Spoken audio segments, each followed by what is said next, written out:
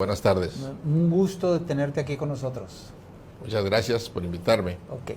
Fernando Turner Dávila, fundador de la Asociación Nacional de Empresarios Independientes, formaste parte de la creación de Morena, formaste parte del primer gobierno independiente que tiene México con Jaime el Bronco Rodríguez, y ahorita estás en una etapa en donde la asociación que tú todavía diriges se declara independiente. ¿Independiente de qué? ¿Independiente de quiénes? ¿Independiente de qué aspectos para que se le pueda llamar de esa manera, Fernando?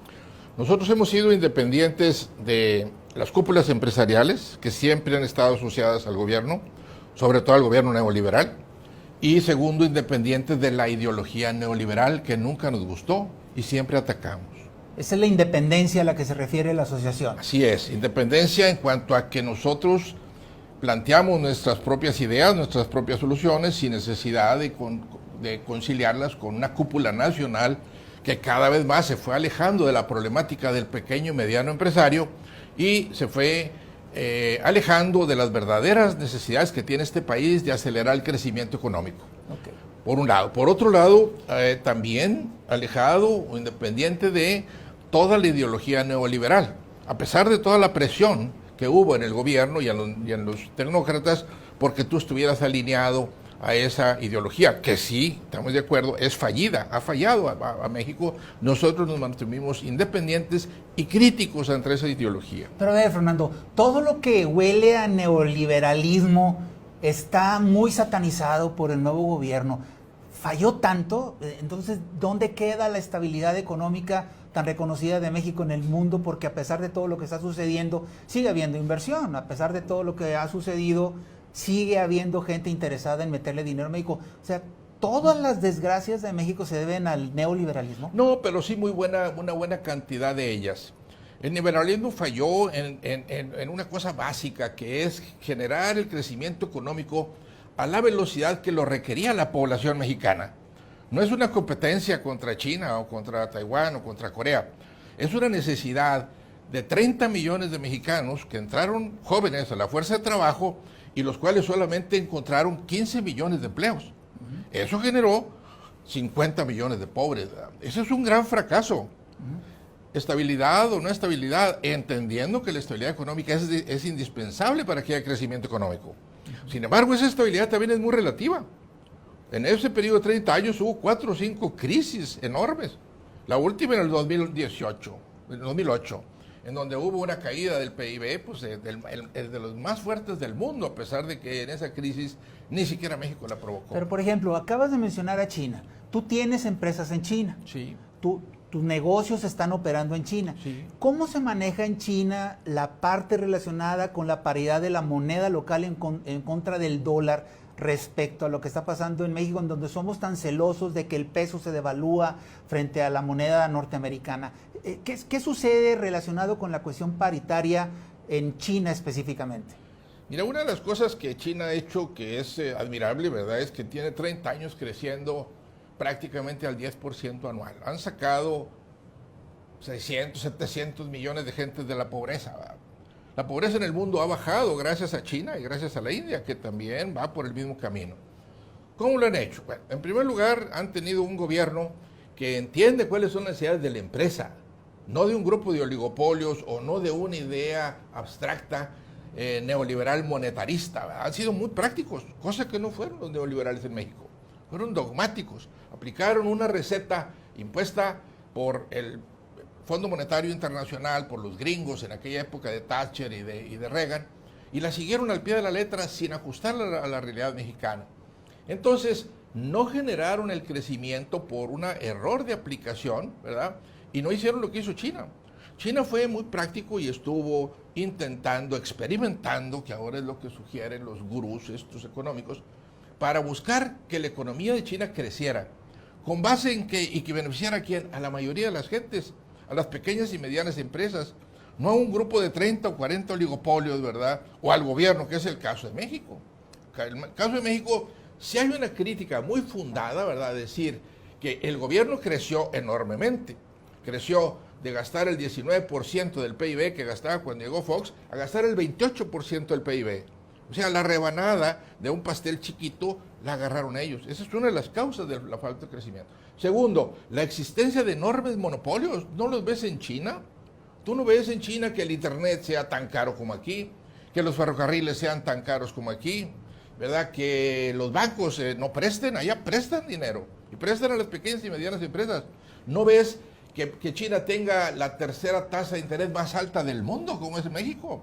Es increíble que México tenga la tercera tasa de interés más alta del mundo. ¿A quién se le ocurre que puede haber crecimiento con eso, verdad? ¿Y qué hay en materia de la paridad de la moneda china contra el dólar? Con esto, ¿verdad? Lo que hicieron los chinos es mantener una política de tipo de cambio subvaluada, que es lo que recomiendan ahora muchos de los gurús económicos que estudiaron, con lo que estudiaron nuestros tecnócratas, que antes decían que debería de manejarla el mercado, y con eso se quedaron nuestros tecnócratas.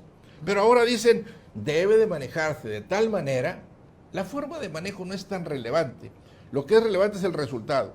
Debe de manejarse de tal manera que te produzca una moneda subvaluada, que aliente la producción y el consumo internos y las exportaciones y desaliente las importaciones.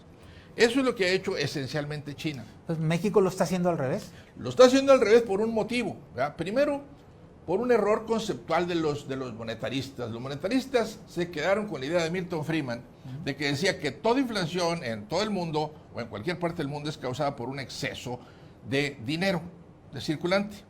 Eso es absurdo. En México yo tengo casi 40 años, 50 años trabajando. Nunca ha habido dinero en exceso. Jamás ha habido dinero barato y suficiente. Nunca ha habido crédito bancario. Entonces, ¿cómo pueden decir que la inflación en México se debe a un aumento del consumo excesivo? Es un absurdo, por muchos motivos. ¿Cómo puede un país que tiene 55 millones de pobres decir que hay un exceso de demanda? ¿Cómo puedes entonces tratar de bajar la inflación restringiendo todavía más el circulante? Digo, es verdaderamente tonto, ¿verdad? Y eso es lo que han hecho en los 30 años. Entonces, han aumentado las tasas de interés. Al aumentar las tasas de interés, entra mucho dinero golondrino. Ese dinero golondrino, a las primeras de cambio, que hay riesgo, se sale rápidamente y paz, nos sienta y hay una crisis. Es lo que ha pasado en México. 5 crisis en los últimos 30 años. 5. De la misma razón. Y siguieron haciendo lo mismo. Entonces, yo creo que está claro, ¿verdad?, que China logró el equilibrio, ¿verdad?, básicamente porque no alentó precios excesivos ni del gobierno ni de los oligopolios. Si en México se controlan los gobiernos, se controlan los precios del gobierno federal, la electricidad, el gas, la gasolina, el diésel, y se controlan los oligopolios, que cada vez la economía mexicana está más oligopolizada, la inflación va a bajar. Está claro que la inflación de los últimos años, ¿verdad?, muy fuerte, pues la causó el gasolinazo. Está clarísimo. Entonces, ¿cómo es posible que sin bajar el precio de la gasolina aumente las tasas de interés del 6 que andábamos, el 5,5 al 8 y ahora va al 8,25? Entonces, los anteriores gobiernos no le sabían a la cosa económica. Pregunta, ¿le sabe López Obrador a la cosa económica así, directito? Parece que no. Parece que no. No creo que no se ve un modelo económico adecuado a los objetivos que tiene López Obrador. Muchos de los objetivos, quizá todos los objetivos de López Obrador, yo coincido con ellos. Sacar a la gente de la pobreza, eliminar la pobreza, acabar con la pobreza extrema, crecimiento económico para hacerlo, que se acabe el retraso del sureste. Todo eso es bueno. Hacer de México una potencia mundial. Yo creo que todos estamos de acuerdo con eso. Pero necesita un modelo económico y no lo tiene. Si cree que reasignando el presupuesto, ese es todo lo que tiene que hacer, se va a dar cuenta que no. Necesita modificar la política monetaria, que es el Banco de México. No importa que sea el Banco de México. Sin lesionar su autonomía, que no hay que lesionarla, estoy de acuerdo, debe de crearse las condiciones, básicamente controlando los precios de los monopolios y el gobierno, para que el Banco de México solo baje las tasas de interés. El Banco de México ha reaccionado en buena medida a los excesos del gobierno. de subir el precio de la gasolina, de no atacar a los oligopolios. Entonces lo único que le ha quedado al Banco de México es subir las tasas. Es completamente ineficaz, pero es lo que ha hecho. Entonces tiene que cambiar la política comercial externa. No podemos seguir gastando todo el superávit que tenemos en Estados Unidos, que por cierto hay que disminuir si queremos tener una buena relación con Trump, ¿verdad? Gastándolo en Asia. México tiene un déficit con todos los países del mundo, salvo Estados Unidos. Puede ser. Algo estamos haciendo muy mal, ¿verdad? Tiene que modificar la política comercial interna. México no puede vivir lleno de oligopolios. No puede. Tiene que disminuirlos. Y tiene que disminuirlo de tal manera de que se entienda que es lógico, que es necesario, que nosotros los empresarios independientes, los medianos y pequeños empresarios, lo apoyemos con eso, porque nuestras empresas no pueden progresar y no pueden sobrevivir porque estamos llenos de ataques de los monopolios y de los oligopolios. Del gobierno en primer lugar, con la gasolina, el gas y la electricidad, y después con todos los oligopolios. Nadie en el sector privado cree que eran los oligopolistas, ¿verdad? Lo que pasa es que los oligopolistas están adueñados también, pues, de las cúpulas del sector privado. Entonces el sector privado jamás va a hablar, las cúpulas van a hablar en contra de los oligopolios, porque son los que sostienen a las cúpulas, ¿verdad? Y ahí entran ustedes. Las cúpulas del sector privado, de alguna manera, tienen un margen de maniobra muy controlado por parte del gobierno y se está creando un vacío. Sí. ¿Dónde entran ustedes como independientes? Pero ya no me digas, por favor, que son independientes del neoliberalismo, porque eso es muy conceptual. No te veas tan político.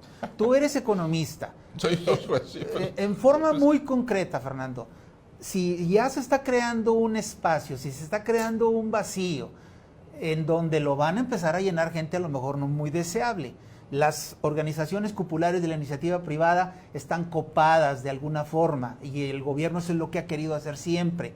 A ver, ustedes como independientes, ¿de qué manera vas a ejercer ese nivel de independencia como para que te vuelvas atractivo tú contra un socio que paga cuotas en Caintra o en Concanaco o en Concamín? A ver, en forma muy concreta, ¿en qué te vas a volver atractivo? Porque ahorita todavía no lo eres atractivo, perdóname que te lo diga. Ahorita estás... Bueno, somos atractivos pero desconocidos. Desconocidos, ¿verdad? Sí. A ver, o sea, no hemos sabido vender nuestro producto. Bueno, nosotros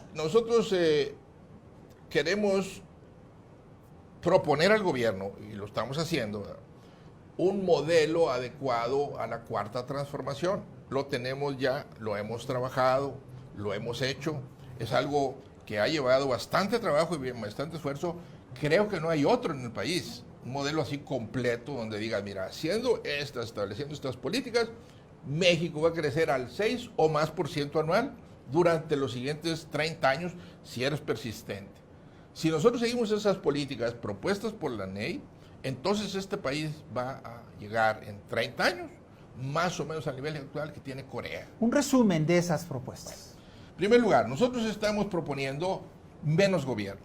El gobierno ha crecido enormemente y es un animal que nomás no funciona. Te voy a ir acotando. Sí. El gobierno ha crecido enormemente. La tendencia es que este gobierno se está volviendo más grande todavía. Sí, bueno, ese es un error. Se va a dar cuenta algún día, espero que no muy tarde, ¿verdad? Y espero que no al final, de cuando salga de la presidencia, que el crecer el gobierno no es una solución para este país. Okay. Que el gobierno jamás va a sustituir el esfuerzo de 125 millones de mexicanos y de 7, 8 millones de empresarios que hay en este país.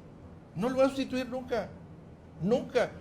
Y ahorita gasta 28% del PIB. Si gastara el 80% del PIB, como en Rusia, como en Cuba, como en otros lados, pues peor va a ser la cosa, ¿verdad? Tiene que entender que necesitamos menos gobierno, muy fuerte el gobierno, estamos de acuerdo, fuerte, pero no grande, no obeso, ¿verdad? Necesitamos un gobierno que sea rápido, que sea ágil, que sea honesto. Definición de gobierno fuerte. ¿Cuál gobierno? Por ejemplo. Menciona un ejemplo. Pues China. Ahora, van a decir, bueno, pues China es una... ¿Es una democracia China? Bueno, no es, pero es un gobierno fuerte y es un gobierno que donde tú ves las libertades que hay, ¿verdad? ¿Qué lo hace fuerte? Lo hace fuerte que es inteligente, que es efectivo y que no es caro. ¿Cómo te trata a ti el gobierno chino? A mí muy bien. A ver, ¿qué es bien? Simplemente nosotros en China estamos considerados como una empresa de alta tecnología. Y como empresa de alta tecnología, nosotros tenemos un abono fiscal de la tasa de impuesto sobre la renta muy sustancial. Nosotros lo tramitamos una vez cada 3 años. Tenemos que cumplir ciertas reglas. Si las cumplimos, tenemos ese tratamiento fiscal. Si no las cumplimos, nos suben los impuestos. Aquí tenemos que hacer una bola de trámites, ¿verdad? ¿Pero qué tienes que cumplir? Tienes que cumplir pues lo que normalmente quiere una buena política económica. Hacer investigación y desarrollo, apoyar a las universidades y apoyarte en las universidades, crear patentes, desarrollar tecnología aplicable, ¿verdad? Básicamente eso. ¿Qué tanto es cierto, y te lo pregunto a ti porque operas en China, qué tanto es cierto el hecho de que existe casi la esclavitud en el caso de los trabajadores chinos? No. ¿Dónde se quedó eso? ¿O por qué, Fernando? No, mira, nosotros en China, digamos, desde el punto de vista de los trabajadores, es régimen de libertad, es muy parecido aquí. No es un sindicalismo así rabioso como en otros países, ni siquiera sindicalismo tan fuerte como puede ser en Europa o en Australia, que también tenemos plantas, pero muy parecido a México. O sea, tienes un interés del gobierno de que las empresas traten bien a los trabajadores, que los trabajadores aumenten su nivel de vida, pero que no haya huelgas. Básicamente eso es. Nosotros definitivamente no hay ninguna esclavitud, ni mucho menos, ¿verdad? El obrero chino ha estado continuamente ganando, ¿verdad?, en nivel de vida, mientras que en México pues vemos que no lo ha ido ganando, lo ha venido perdiendo, ¿verdad? Comparativamente contra el obrero mexicano, ¿cómo está el chino? Mira, cuando entramos nosotros en China en el 2008, en China pagábamos más o menos por un trabajo igual, quizá un 25% menos que en México. Menos que en México. Sí. Que Monterrey, que es de los sueldos más altos. Alto. Ahora en China los obreros ganan quizá 30-35% arriba de lo que ganan aquí en México.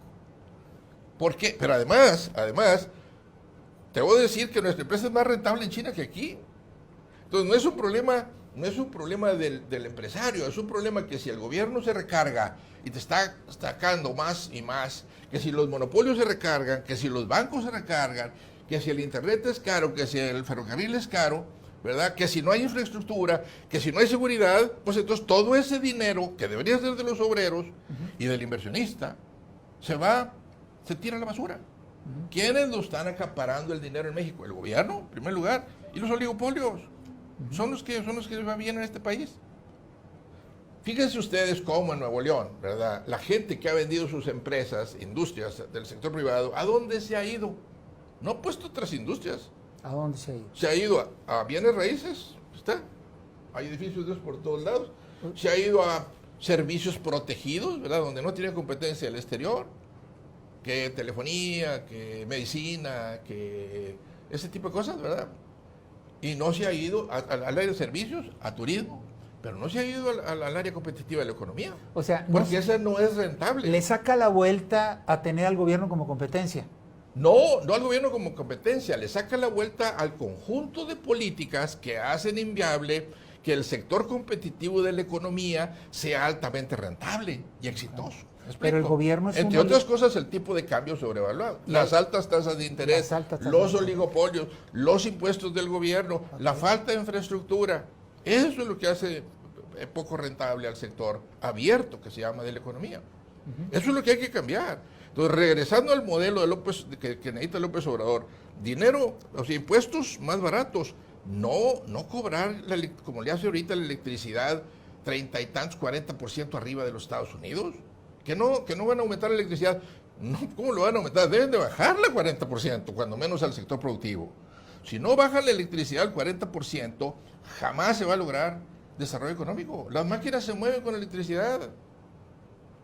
Si no se puede importar electricidad, se pueden importar vasos, se pueden importar piezas hechas con electricidad de otros países, ¿verdad? Una electricidad más barata. Pues sí. Tiene que bajar las cosas del gobierno, las tiene que bajar. Y si eso le implica un boquete fiscal, necesita bajar más el gasto, ¿verdad? O necesita subir los impuestos de otra manera. Pero la palanca de bajar los impuestos, Fernando, le va a dar al gobierno ese recurso al que va a renunciar bajando el costo de los porque servicios. voy a decir por qué. Porque el gobierno federal, ahorita, por cierto, el presupuesto está aumentando el gasto casi, me parece que en 3% real. En vez de dejarlo a nivel real y de irlo bajando. Entonces quiere decir que si el año pasado el gasto del gobierno era 27, 28% del PIB, ahora va a ser 28, 29%. Y eso es seguir agregando el gobierno. Pero el gobierno no es la solución. Ningún ciudadano realmente, ni siquiera los más pobres, están diciendo, oye, quiero más gobierno, quiero que me des más. Lo que la gente dice es, quiero que me dejes trabajar, quiero que me des una oportunidad, quiero que haya un empleo rentable, quiero ganarme yo mi dinero. ¿A poco tú crees que la gente más pobre de México quiere depender de los políticos? Quiere depender de papá gobierno, ni siquiera de López Obrador, que es generoso con ellos, que es paternalista, ni siquiera de un papá. Nadie quiere depender del papá. Todos queremos valernos por nosotros mismos. Pero ¿es real eso? ¿Cómo juzgas entonces si es así como dices, que tenemos un gobierno nuevo que más que paternalista es dadivoso, Fernando? Pero, sí. Se está ganando a la gente con dádivas. Mira, es una visión especial de la forma de los problemas, porque precisamente los ve en una forma política y lo está resolviendo muchas cosas en la política, yo creo que bien, ¿verdad? Pero no le ha puesto la misma atención a lo económico. Y si no tiene éxito en lo económico, no va a tener éxito en lo político, porque no va a alcanzar el dinero del gobierno para abatir la pobreza. Eso está bien claro, tú lo tienes perfectamente claro. Pero hay empresarios del calibre de Poncho Romo que están metidos en el gobierno. ¿Él no lo entiende? No lo entiende. Tampoco lo entiende. No lo entiende. ¿Y tú has tenido acercamientos con él? Sí, yo conozco bien a Poncho Romo. ¿Y qué pasa? ¿Vibra con lo que tú dices? Si no lo entiende, ¿cuál es el aporte de Poncho Romo ahí? ¿Servir como intermediario? Yo no sé cuál sea. Yo creo que él está ahí para hacer un puente que reduzca la inquietud que hay en el sector privado del nuevo gobierno. ¿Lo está logrando? Yo creo que no. Él cree que sí, pero yo creo que no. Él cree que sí, pero no. Yo creo que no. ¿Cuáles Lo que son- yo escucho, ¿verdad? Lo que yo veo no está sucediendo. ¿Cuáles son las señales de que Poncho Romo no está logrando eso? Pues mira, va a ser muy sencillo. Nomás que desgraciadamente todo lleva tiempo. A ver. No va a haber aumento de la inversión privada. Nada más eso. Si no hay aumento de la inversión privada, ¿verdad? El país no puede crecer. Por más que invierte el gobierno. La inversión del gobierno es es el 15, 17% de la inversión total de este país, ¿verdad? La inversión privada es el 85%, de la cual la inversión extranjera es más o menos otro 15, 17%. O sea, la inversión de veras de este país es del sector privado. No estoy hablando otra vez de los 30 oligopolios. Estoy hablando de 7 millones de empresarios, desde el taquero, ¿verdad? El del taller mecánico, el pequeño taller, la peluquería, el taxi. Todo eso es inversión. Claro que es mejor la inversión en tecnología, la inversión en equipos y la inversión de alto nivel tecnológico. Okay. Pero no se va a dar. Pero eso lo vamos a ver muy pronto. La inversión, de acuerdo con lo que yo veo, ¿verdad?, no va a subir, es más, va a caer. O sea, la privada. De hecho, la inversión de los norteamericanos a través de la American Chamber of Commerce en el 2017 era el 21% del PIB. En lo que va de este año bajó al 20%. Y esto lo están atribuyendo a que no hay un mensaje claro en materia económica, Fernando. Pues no hay un mensaje claro porque no hay un modelo. Si nos dicen a nosotros que lo que dicen los libros del nuevo modelo nación es un programa económico, pues ahí se confirma que no saben de lo que es un modelo económico, ¿verdad? No están hablando para nada de política fiscal en el sentido correcto, el tamaño del gobierno. No nomás en qué voy a gastar, cuánto voy a gastar, cuánto te voy a quitar a ti, ¿verdad?, para hacerlo yo. ¿Y por qué mejor no te lo dejo a ti? Eso es una pregunta básica. ¿Por qué, si quieren arreglar el sureste, no meten el impuesto sobre la renta del 20% y el IVA al 12 o al 10, ¿verdad?, como lo hacen en la frontera, durante 30 años? Entonces, ¿qué va a haber? Todos los empresarios del norte nos vamos a ir a trabajar al sur. Lógico. ¿no? ¿Y a poco va a haber crecimiento económico en el sur si no hay empresarios? Si no hay obreros calificados, si no hay escuelas de capacitación, si no hay escuelas de ingeniería, pues no va a haber. Lo van a tirar. ¿Quién va a mantener el tren? ¿Quién lo va a arreglar, verdad? Pues gente de acá del norte, ¿verdad? Entonces, necesitan meter la palanca económica, ¿verdad? Entonces, política fiscal, política monetaria, política de tipo de cambio, política comercial, ¿verdad? Política de competencia interna. No existe. ¿Dónde está? No existe. Yo no la conozco, ¿verdad? Yo soy empresario. Yo sigo invirtiendo, ¿verdad? Y yo no me salgo, yo no vendo mi negocio. Y yo no heredé el negocio, ni le vendo nada al gobierno, ni le compro nada al gobierno, ni le debo nada al gobierno, ni le pido nada al gobierno. Pero yo quiero un programa económico que aliente a los 7 millones de empresarios, porque yo quiero vivir en un país que sea una potencia mundial, en donde se acabe la pobreza, pero que se acabe de una forma permanente, ¿verdad? Sin paternalismos, sin que líderes políticos, porque López Obrador no está solo, López Obrador trae billones de gentes ahí que nomás están pensando en quién sigue, ¿verdad? Y ya se están peleando ahí. Y luego vienen superdelegados. ¿Tú crees que la superdelegada no está pensando en llegar a ser gobernadora de aquí? Pues es un hecho. Y el diputado quiere ser senador y el senador quiere ser gobernador. Todos esos, ¿verdad?, se van a agarrar de la generosidad de López Obrador, ¿verdad?, para seguir en la política. Pero una cosa es frenar esa tendencia, que es una locomotora que viene a todo lo que da, y yo creo que va a ser muy difícil que alguien la pare. Esa es una situación. Pero la otra es, acabas de hablar de que hay 7 millones de empresarios. Sí. Pero tú tienes a 70,000 que son, vamos a decirlo, simpatizantes de la asociación. Sí. ¿Por qué no ha explotado la asociación? Pues porque no hemos sido eficientes, ¿verdad? A lo mejor yo he estado ocupado en otras cosas, ¿verdad? Y no he logrado, digamos, que tenga el impacto que tuvo quizá hace unos años, ¿verdad? Pero la ineficiencia de la que hablas, pues es la misma del gobierno, Fernando. Pues sí. Nada más que nosotros no tenemos los recursos del gobierno, ¿verdad? Ok. Y había otra cosa, igual que López Obrador. López Obrador pues no tuvo éxito en la primera, en la segunda y hasta la tercera. Pues a lo mejor es el caso nuestro. Okay. Nosotros estuvimos en contra de los neoliberales. Nos hicieron por un lado, nos acallaron, nos excluyeron, inclusive pues, nos recomendaron al gobernador del estado que no me entrara yo de secretario de Desarrollo Económico. ¿Y te metiste? Y entré. Hicimos cosas muy buenas, excelentes. ¿Y por qué te fuiste? Yo me fui porque ya no se podían hacer las cosas que quería yo hacer, ¿verdad? Esencialmente. ¿Y desde afuera? Es ¿qué? un problema un poco parecido, ¿verdad? Pues por eso no te lo se pregunto. entiende la importancia del desarrollo económico en los políticos. Los políticos son políticos, están pensando en la política todo el tiempo. Y luego no se les da el decir, bueno, ok, la mejor política es tener una excelente política de desarrollo económico, que toda la raza esté jalando, que por cierto, pues ahorita estamos pasando por esa época, ¿verdad? Tenemos ya varios años en donde el desempleo es el menor que ha habido en 20, 30 años. Eso está ayudando. A pesar del neoliberalismo. A pesar de todo. Estados Unidos tiene el nivel de desempleo más bajo de los últimos 50 años. Tenemos una época de crecimiento mundial. ¿Me explico? Y eso ha hecho también, ha impulsado a México. Entonces, ese impulso es lo que ahorita sostiene tranquilamente, hasta cierto punto, a muchos empresarios. Okay. Y a muchos obreros y a muchos empleados. A ver, Fernando, las cúpulas empresariales, por definición natural, son el contrapeso de un gobierno obeso, pesado, nunca lo han agraviante. sido, no lo han sido, la verdad.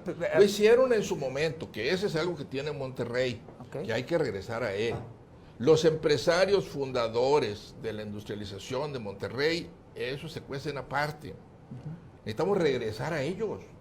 Necesitamos escuchar lo que dijo don Eugenio Garza Sada, don Roberto Garza Sada, don Jesús Sada, todos esos señorones, ¿verdad?, que verdaderamente eran tenían una propuesta avanzada hacia el gobierno, que enseñaron y educaron al gobierno y que tuvieron un contrapeso para que sus empresas pudieran tener un ambiente para progresar. Okay. Y lo lograron.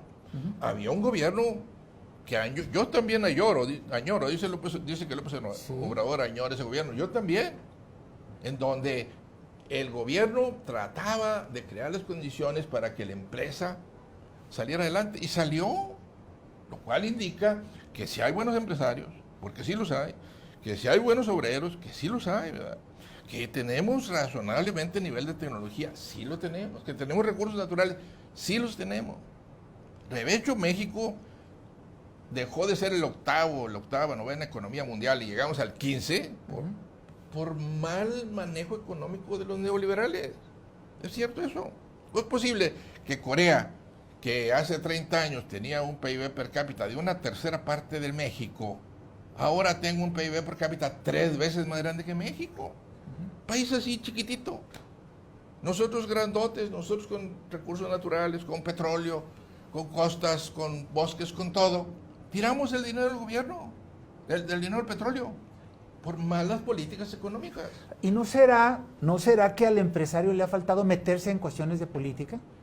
Yo creo que el empresario, y otra vez vuelves al tema cupular.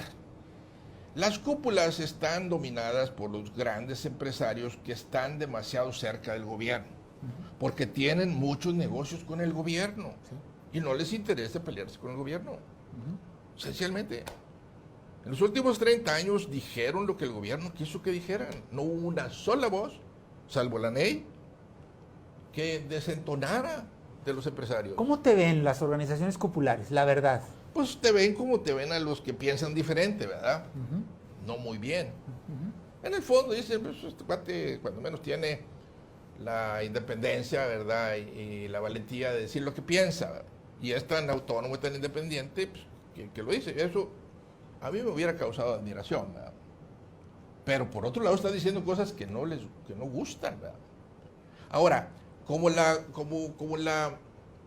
propaganda del neoliberalismo fue tan intensa, ¿verdad? Nos lavó el cerebro a todos, se los lavó a todos. A los editorialistas, ¿verdad? A las escuelas, a las universidades, a empresarios, a políticos, todo el mundo hablaba de que si hay inflación hay que subir las tasas de interés. ¿Qué? Oye, cabrón. Nadie se preguntaba, bueno, pues, ¿por qué? ¿A poco a Pemex le afectan las tasas de interés así para bajar los precios? Pues Pemex va a subir los precios. Entonces, todo el mundo nos metieron en la cabeza unas ideas neoliberales equivocadas, ¿verdad? Y entonces nos fuimos con esa idea. Y creo yo que ahora nos estamos dando cuenta, o debemos de dar cuenta, y es tarea de López Obrador en buena medida, y de Trump también. Porque Trump está cambiando los paradigmas también. Por ejemplo, en la apertura económica, en la globalización. Decir, bueno, pues después de todo no estábamos tan bien, ¿verdad? Porque no estábamos tan bien. Digo, nosotros estamos bien, ¿verdad? Nosotros comemos con mantequilla todos los días, pero somos muy pocos. Una política económica buena, ¿verdad? Tiene que atender a la mayoría. Tiene que permear la riqueza hacia abajo. Fíjate, la economía tiene que ser efectiva y tiene que ser justa. Dos cosas. Y no fue ni efectiva ni justa la economía mexicana. Entonces, ¿cómo pueden alabar al neoliberalismo?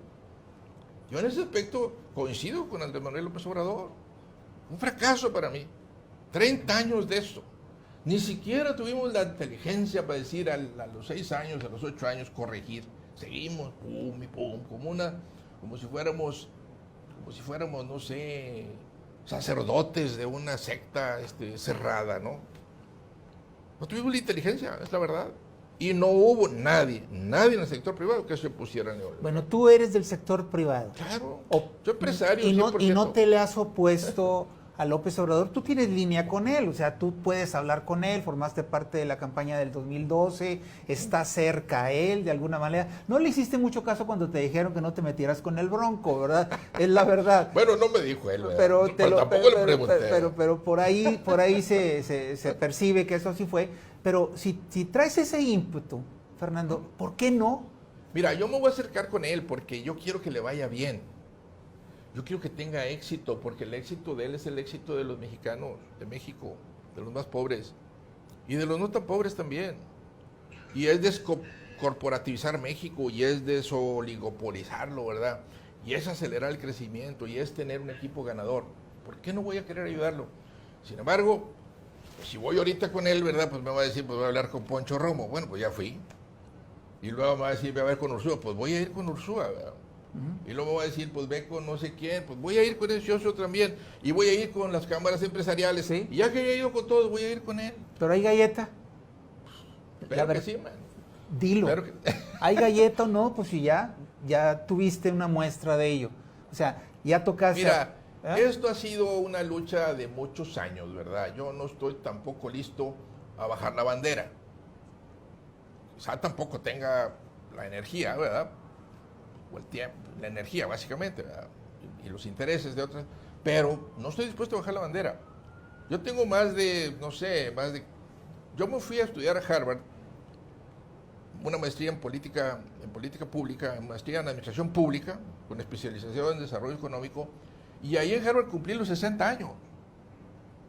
O sea, a los 60 años saqué mi maestría en desarrollo económico, porque me interesa el tema.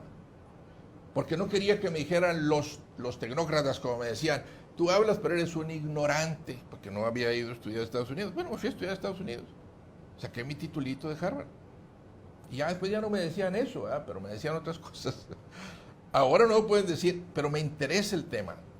Creo que es esencial. Yo no concibo, no creo que pueda haber cambio social sin un alto crecimiento económico.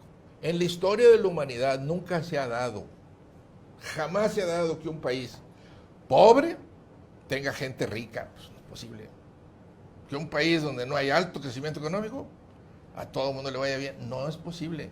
El gobierno... Ni siquiera en Rusia, en sus mejores momentos. Fernando, ¿el gobierno tiene un contrapeso o no lo tiene? Ahorita no. Ok. Ahorita el único contrapeso que yo observo, y hay que destacarlo, es la Coparmex. La Coparmex ha tenido unas posiciones muy buenas, ¿verdad? Y yo sí creo que este amigo de Hoyos, por cierto, del norte, le ha hecho una cosa muy buena. Pero de ahí para allá no existe. Okay. ¿Qué va a hacer Carlos Salazar en el CCE? Pues ojalá que, número uno, escuche esta propuesta y la enarbole. ¿Ya se la llevaste? Se la vamos a llevar. Estamos pidiendo cita. Eso sería lo primero.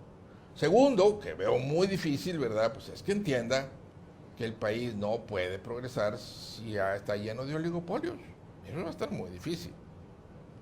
Porque, pues, digo, la verdad, el CCE pues, está lleno de empresas de oligopolio. Uh-huh.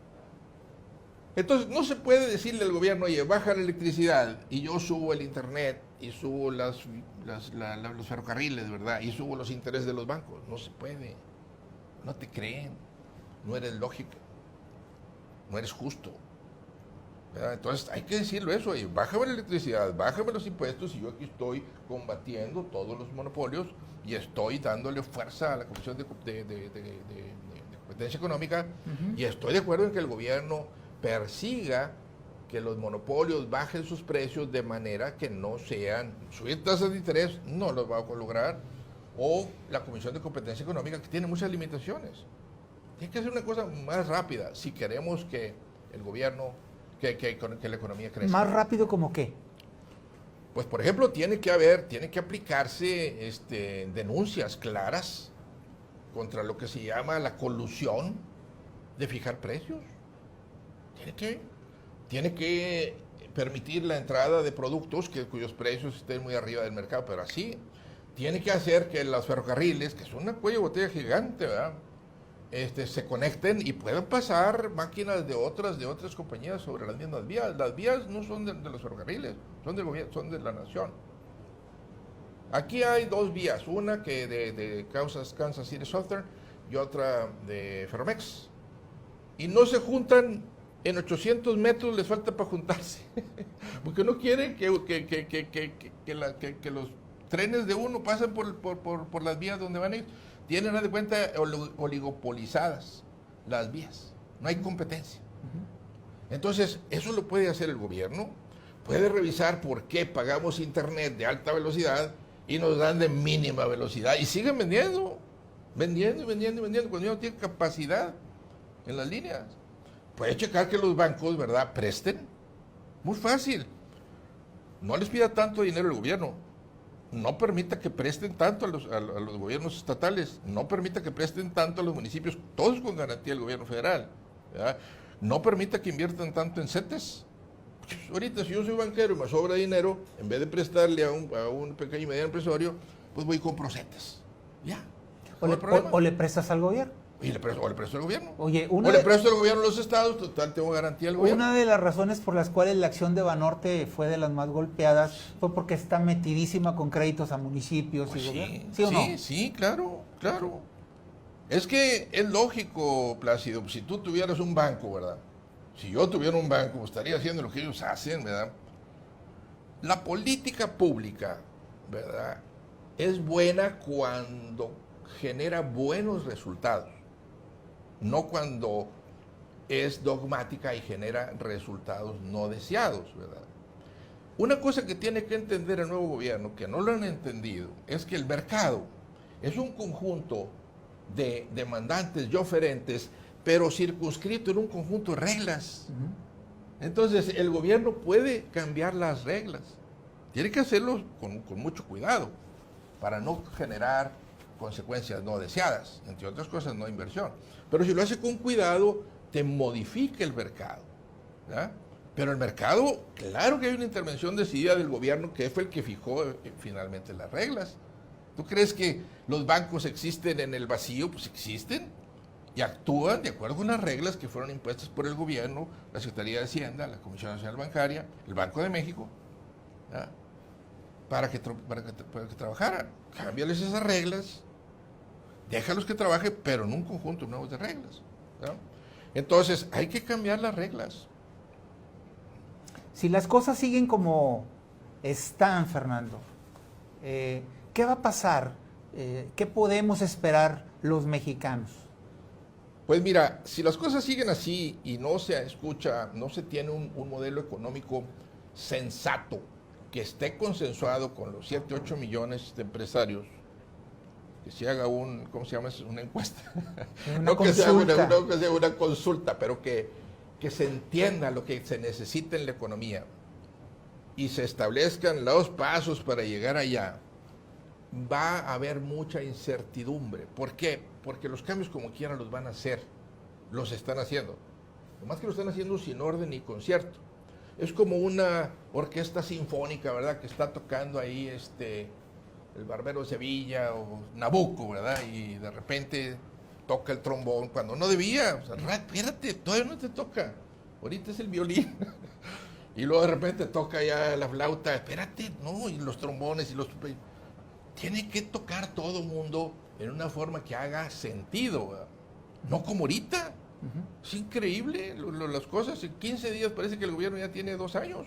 Eso. Todo el mundo diciendo cosas y todo el mundo lo que se le ocurre en una especie de embriaguez de la victoria, que fue muy contundente, ¿verdad?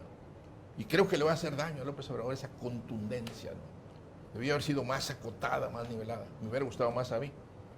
Pero todo el mundo parece que fueron los que ganaron. Pues el que ganó fue López Obrador, ¿verdad? Y toda la raza se metió en esa ola. Entonces, dicen cada cosa y la gente no sabe si eso es policy, que es una política nueva del gobierno, o es una ocurrencia de alguien. El 80% de lo que dicen son ocurrencias. Entonces, tienes que tú como empresario andar escarbando. La señora que dijo que los sueldos, ¿eso es ocurrencia o es política? No, pues es ocurrencia. Ah, bueno, pues esa no la quita. Oye, pues aquel que dijo que las comisiones, ¿es política o es ocurrencia? Y ahí andas. Eso genera incertidumbre. Entonces tú como empresario, y eso lo hacemos independientemente de la ideología, te esperas. Déjame discernir para dónde va esto. Y esa espera Cuesta. cuesta. Eso es un freno a la inversión, freno a los proyectos, claro. No hay fuentes de empleo. Claro. No está viendo eso. Empieza a bajar, ¿verdad? Sí. Tiene que estar pasando. Pero no lo está viendo López Obrador. Pues no lo está viendo porque le están diciendo, él se junta con los empresarios y le dicen, ya vamos a invertir 800 mil millones de pesos, ¿verdad? Ya dijimos y él se lo cree. Sí le han dicho siempre a todos los presidentes, ¿verdad? Hasta Echeverría le decían eso y no invertían. Tú tienes, los empresarios pues le dicen lo que quiere oír, ¿verdad? Y hacen lo que les conviene hacer para que sus negocios progresen. Entonces, y además con toda razón, ¿verdad? Nosotros como empresarios tenemos la primera obligación es mantener nuestra empresa. Porque de nuestra empresa viven trabajadores, proveedores, clientes, en el mismo país pagamos impuestos, ¿verdad? Entonces, sería muy triste que te vayas con la finta, y yo ya me fui una vez, y quiebres. Entonces, pierdes un capital de este país. De alguna de otra manera, el capital con el que trabajamos los empresarios, pues es del país, mientras no se vaya al exterior. Entonces, se necesita acabar con esa incertidumbre poniendo un marco, es decir, este es el marco y de aquí nos vamos a mover. ¿Verdad? Ese marco no lo veo. ¿Verdad? Y como no lo veo, todo lo que está pasando, como no lo veo, es como si una orquesta toca sin partitura. Están tocando lírico. Pues lírico, cabrón, el que tiene más ganas le avienta el de la trompeta, pues le avienta la trompeta. Y si oye más que todos, ¿verdad? Y piensas tú que ese es el bueno, pues no, el bueno es el del violín, más que el del violín, pues es más tranquilo, ¿verdad? Y ahí está tocando. Pero ya no se oyó bien. Pero fíjate lo que llega el director de orquesta ahora, ya les dijo cuáles son los temas en donde no se deben de meter. No les está diciendo qué hacer, les está diciendo qué temas no deben de tocar. Bueno, pues es que tú crees que, ¿por qué crees que es eso? Porque ya se dio cuenta. Le va diciendo al del violín, no toques hasta que yo te diga, ¿verdad? Y tú no toques hasta que yo te diga. Es un intento de bajarle a todas las ocurrencias ahí de los novatos, ¿verdad? De los que avientan al ruedo sin saber. Elena Poniatowska un día dijo que a López Obrador le gustaba trabajar nada más con gente que pensaba como él, que no le gustaba trabajar con gente que disentía. Es probable. ¿Tú crees que así sea? Entonces, ¿qué posibilidades hay de que López Obrador te vaya a escuchar ya que agotaste los interlocutores? Bueno, son pocas, no son tan fáciles, ¿verdad? Pero también es cierto que López Obrador sí quiere el bien del país. Sí lo quiere, genuinamente. Y genuinamente quiere el bien de la gente. Y quiere el bien de los más pobres. Pero esa es una buena intención. Bueno, pero se va a dar cuenta que si la inversión va para abajo, va a decir, pues algo estoy haciendo mal y no me lo están diciendo. Y va a decir, pues aquí un día vinieron unos, ¿verdad? Y me dijeron que por aquí, por acá, pues déjame volverles a hablar a ver cuál es el rollo, ¿verdad? ¿Tendría que pasar un cataclismo para que se diera cuenta no, o qué? No, pero yo creo que en un par de años, si sigue como está, se va a dar cuenta. Pues no hay de otra, pues no nos vamos a ir de este país, ¿verdad? No va a haber una revolución tampoco, porque el país no está tan mal. Ya para ir cerrando este tema, si se te diera la oportunidad de abrir una nueva planta, ¿dónde la abrirías? ¿En Australia, en Polonia, en China o en México? Si estuviera yo en las mismas condiciones, no la abriría en México. O la abriría en Estados Unidos, ¿verdad? O en China, o en Vietnam. Esa es otra. Hay que ir a ver a Vietnam. Pues hay que ir a Malasia, a Indonesia. Pues esos chinitos no son tan buenos, ni siquiera tan buenos como nosotros, hombre. Nosotros somos mejores.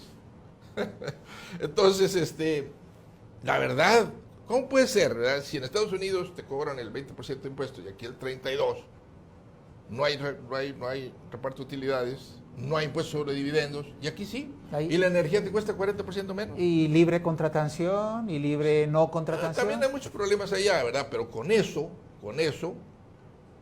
pues es una aliviana. Fíjate, las economías del mundo no crecen nada más por dos motivos al final, ¿verdad? O porque las inversiones son poco rentables, o porque no hay cómo financiarlas. Ese es un modelo de Ricardo Hausmann de Harvard, ¿verdad? Al final de cuentas, o porque no hay rentabilidad, o porque no hay cómo financiarlas. No hay cómo financiarlas cuando el país no tiene acceso a los mercados internacionales, cuando no tiene grado de inversión, cuando nadie le presta. No es el caso de México. Entonces, ¿por qué no ha aumentado en el pasado la inversión al nivel que se requiere? Porque tampoco los neoliberales lo lograron. ¿Ah? No. Y luego todavía te dicen los gentes de izquierda, los que no saben, la misma raza que no gana tanto y que necesita que la economía se levante, pero están dogmatizados. Es que los empresarios son muy brutos. Pues no, los empresarios se mueven de acuerdo con las reglas, de acuerdo con los incentivos. Así como ellos no trabajan, no se trabaja bajo ciertas condiciones, el empresario no invierte si no encuentra las condiciones. ¿Quiénes invierten? Los oligopolistas. Los que tienen contratos con el gobierno, los que están protegidos con precios altos, los que tienen concesiones, los que no están sujetos a competencia internacional. Que por cierto, todo ese sector es el menos eficiente de la economía. El sector más eficiente de la economía es el industrial, ligado a la competencia, por razones obvias. Claro. Tienes que ser muy eficiente, si no truenan. Tu competencia es el mundo. Y luego se China. asustan de que no haya un aumento de la productividad. Pues, ¿cómo va a haber un aumento de productividad? Si la economía mexicana cada vez se va hacia restaurantes, hacia hoteles, hacia edificios, hacia albañilería, hacia... ¿Me entiendes? Y es cada vez menos hacia la industria. ¿Quieres tener productividad? Sube la industria.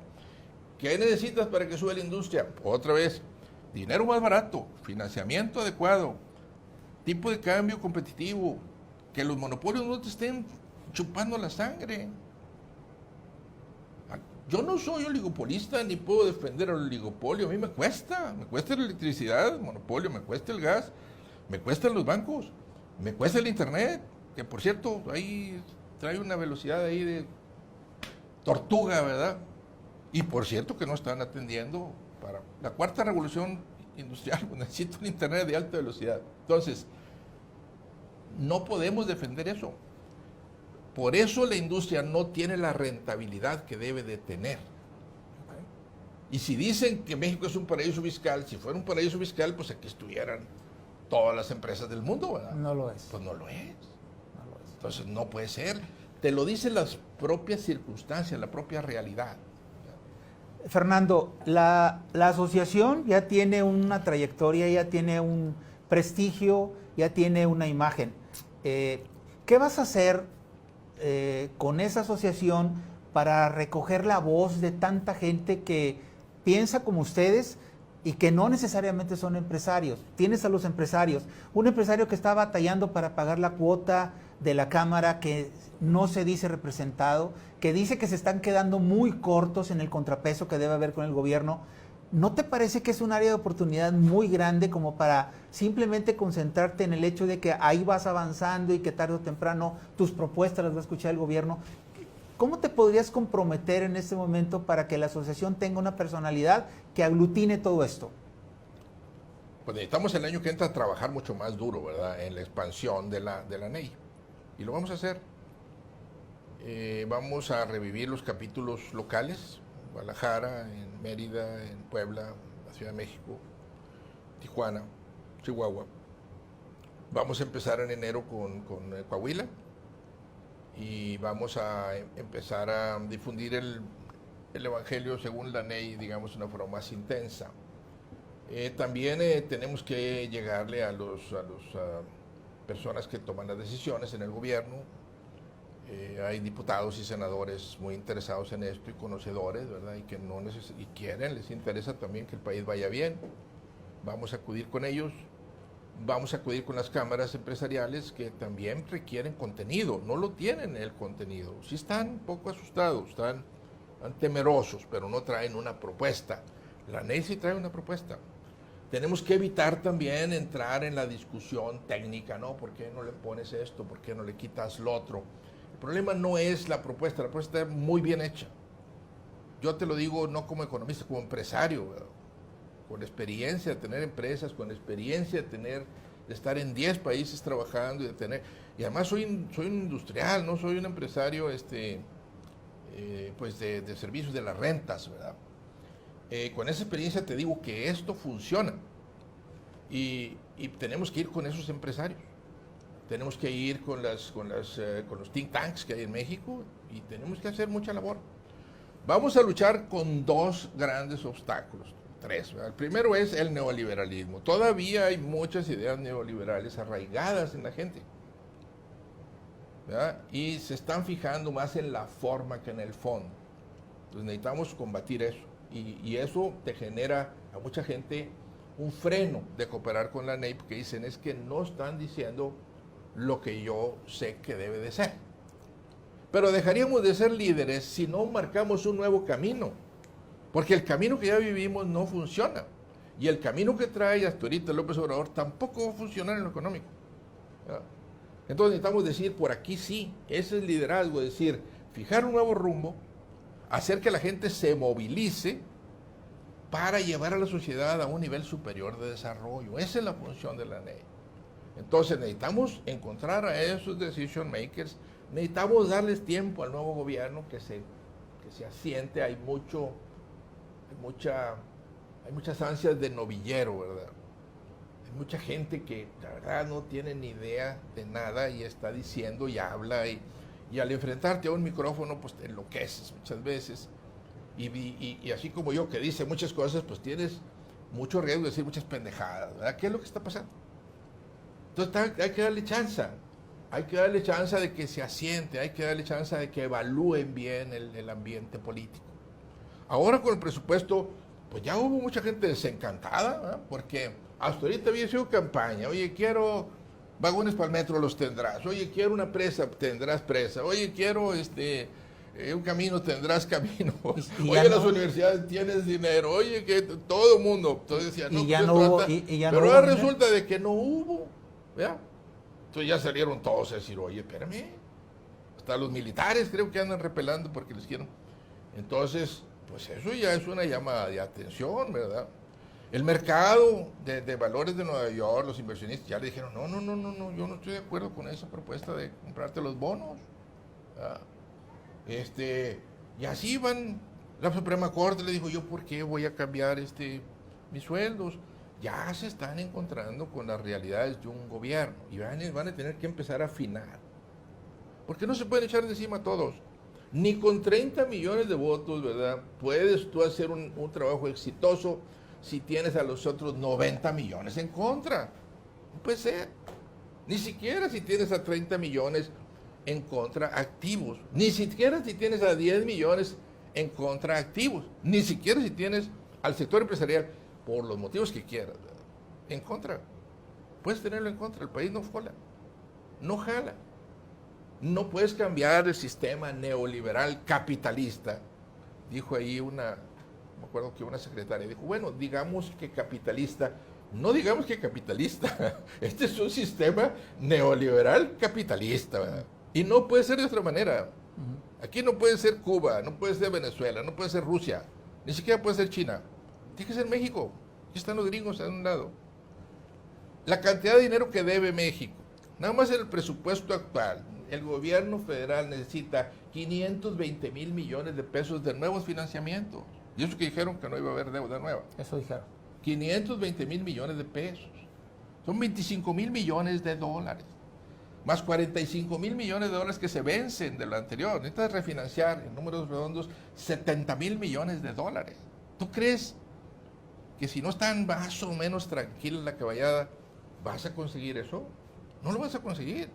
Y si lo consigues, en vez de estar pagando el 8% de interés, vas a tener que pagar el 10%.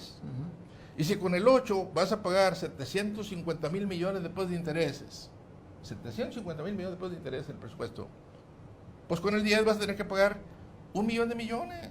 Y entonces, los 200 mil millones de pesos que destinaste a los proyectos, ya se te fueron ahí. Entonces, este tema es un tema de equilibrio. No lo están teniendo el equilibrio. No lo están teniendo. Eso está claro. Y no lo están teniendo porque así como tienen muy buenos grillos, muy buenos, no tienen muy buenos economistas. No tienen un director de toda la política económica. No lo tienen. No lo tienen. Con todo respeto, como dice López Obrador, no lo tienen. No se ve. ¿Un director de ese nivel existe en la iniciativa privada, Fernando? Pues claro que existe. ¿Y por qué no? Y si no lo formas, lo haces, ¿Y por qué? Compras, lo importas o algo. Pero la pregunta va es, ¿por qué no un frente común de la iniciativa privada para decirle, mira, aquí está? ¿Qué ha faltado para visiones, eso? Mira, hay muchas visiones en la iniciativa privada. Unos piensan que es mejor llevársela tranquila con el gobierno, que no hay que decirle que no, que hay que decirle que sí, que hay que entrar poco a poco. Unos no quieren saber nada del gobierno porque dicen no tiene remedio, ¿verdad? Otros dicen, pues yo quiero decirle lo que a mí me convenga para que a mí, ¿verdad?, me vaya bien. Otros dicen, no, pues yo no estoy de acuerdo en que unos que se dicen independientes, ¿verdad?, entren aquí con nosotros que no somos tan independientes. Otros traen otra visión económica, otros traen una visión económica que beneficia sus intereses, ¿verdad? Es diverso, es diverso. Hay chiquitos, hay medianos, hay grandes, hay desarrollados, hay no desarrollados, listos, hay tontos, hay todo. Entonces, este cuento no es fácil de liderar, ¿verdad? No es fácil porque luchas contra esos dos temas, ¿verdad?, del neoliberalismo Y un gobierno que piensa que nomás con el puro presupuesto y resolviendo los problemas de pobreza, dándoles dinero, con eso el país va a salir. Y sacando al sureste. El sureste no va a salir, hombre. No va a salir porque simplemente no tiene lo necesario para que haya crecimiento económico. No tiene. Ahora, yo no sé qué se asustan. Es como si los gringos, ¿verdad?, quisieran que Alabama, ¿verdad?, tuviera el mismo crecimiento económico que Pensilvania. Pues no puede ser, ¿verdad? Puede ser. Digo, el norte de Estados Unidos, pues tiene el triple o cuádruple de riqueza que tiene el sur, ¿verdad?, quitando a Texas. En Italia pasa lo mismo. En Alemania y en todos lados. ¿El norte? El norte. El hemisferio sur es al revés, ¿eh? Sí, el sur es el que tiene. Han cambiado los polos. Entonces, dices, tú voy a sacar al sur. Pues no lo sacan. Imposible. Sácalo. Si tienes una visión de largo plazo, bájale las tasas, bájale los impuestos, bájales, quítales los monopolios, ¿verdad? Y haz que los empresarios de todo el mundo vayan e inviertan allá. Es buena idea lo de las zonas económicas exclusivas. Es buena idea lo del corredor del Istmo. Eso es bueno, ¿verdad? Pero eso necesitas tener paciencia. Y la otra cosa, no te puedes acabar la gallina en los huevos de oro. Pues ¿de dónde sale ese dinero? Pues sale de toda la actividad productiva de los países que sí están, de los estados que sí están jalando, ¿verdad? Es obvio. ¿Cómo es posible que digas tú, Nuevo León, oye, voy a hacer un Tren Maya con todo lo benéfico que pueda hacer, de no sé cuántos miles de millones de pesos, y aquí, ¿verdad?, pues no tengamos, en Nuevo León, no tengamos una infraestructura donde se instalen más empresas, ¿verdad? O no tengamos, digamos, buena infraestructura para exportar y para importar, ¿verdad? O tengamos electricidad muy cara, pues no. Entonces, falta ese equilibrio.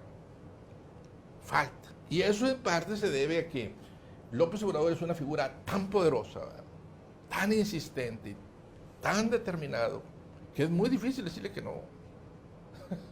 Es muy difícil sentarse aquí y decirle, no, hombre, mira, está bien todo eso, pero necesitamos también esto otro. Oye, pues no alcanza. Pues no, pues quítale de aquí, pone un poquito más para acá. Se está bajando la inversión en tecnología. Es indispensable. Un país sin tecnología en este momento está perdido. No funciona. Se está bajando todo el apoyo a pymes. Pues no, ojalá. Tienes que apoyar a las pymes. En todo el mundo se apoyan a las pymes. Es la esencia de la economía. Es un empresario chiquito, ¿verdad?, nacionalista, que es de aquí, que aquí nació, que su familia trabaja en el negocio, que crea tecnología, que crea empleos. ¿Cómo no lo vas a apoyar? En todo el mundo lo apoyan porque es una institución de utilidad pública, el pequeño y mediano empresario. No es que le regales dinero, es que lo necesitas urgentemente. Es el que te evita los ciclos económicos tan fuertes, porque eso no se va. Ese no vende sus empresas. Por todas esas razones, ¿verdad? ¿Necesitas apoyarlo? No lo están apoyando. Cancelaron el INADEM, que el INADEM jalaba muy mal, pero sí había que corregirlo, ¿verdad? No tecnología, no pymes, ¿verdad? No infraestructura en el norte, no apoyo a las empresas del norte, ¿verdad? No bajar los precios, no atacar a los oligopolios, no hablar de tipo de cambio. Pues yo digo, como empresario, pues no. Enfoque programas sociales. Pues sí. Política y dogma por delante y la economía en segundo término. Yo digo que López Obrador tiene razón en querer sacar a la gente más pobre, sí, pero no lo va a hacer nomás con el presupuesto. Lo va a hacer con 7 millones de empresarios, todos los días levantándose temprano, ¿verdad? Estimulados. Y se levantan más temprano que él. Sí. El empresario pequeño que está viendo su negocio, cuidando su negocio, ese se levanta a las 5 de la mañana, a las 4, ¿verdad? Y no da conferencias de prensa ni nada, se va a jalar. Ese es bueno. Y termina a las 2 de la noche. Y está sobre lo que está. ¿Por qué? Porque tiene el incentivo. Si ese incentivo te lo quita el gobierno, te lo quitan los oligopolios, te lo quita la inseguridad, pues no inviertes. Muy claro, Fernando. Muchas gracias por tu tiempo. No, hombre, gracias Un a ti, gusto. Plácido.